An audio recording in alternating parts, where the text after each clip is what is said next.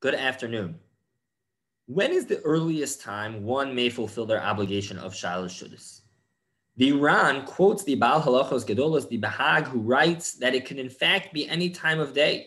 In fact, one can even stop their morning meal and then wash and fulfill their obligation of Shlishit that way. However, Tosfos takes issue with this on two accounts. Number one, he says that according to that approach of the Bahag, it is a bracha she'ein tzricha. It is totally unnecessary. We don't just wash and bench and then wash again without taking a substantial necessary break. That's considered an unnecessary bracha, which we avoid at all costs.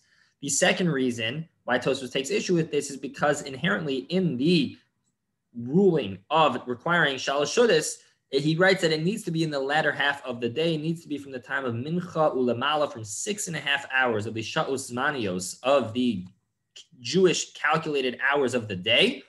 The halachic hours, it needs to be a half hour past midday, 6.5 hours of Sha'os Manios into the day. That is the opinion as well of the Rosh and the Rambam.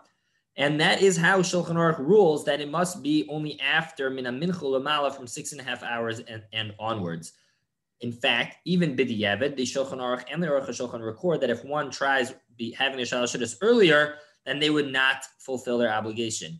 This is very relevant if it comes up. For example, let's say someone there is at shul, back when we had Kiddush at shul, and there would be rolls. So can one then go ahead and wash at that Kiddush, and then they'll go home and have their meal, wash again, and that'll be their Shlishit.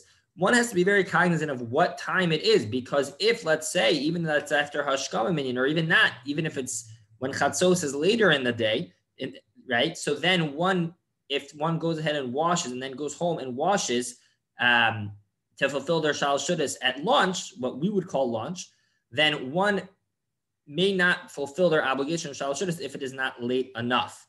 Now, one potential out of that is that if one began before the time, if one began before 6.5 hours in the day and then continued eating past Mincha Gedola time, past 6.5 hours into the day, and they eat at least a kazayas, ideally of bread, after that time, then they would fulfill their Shlishit. So again, ideally one should have a separate meal after 6.5 hours into the day.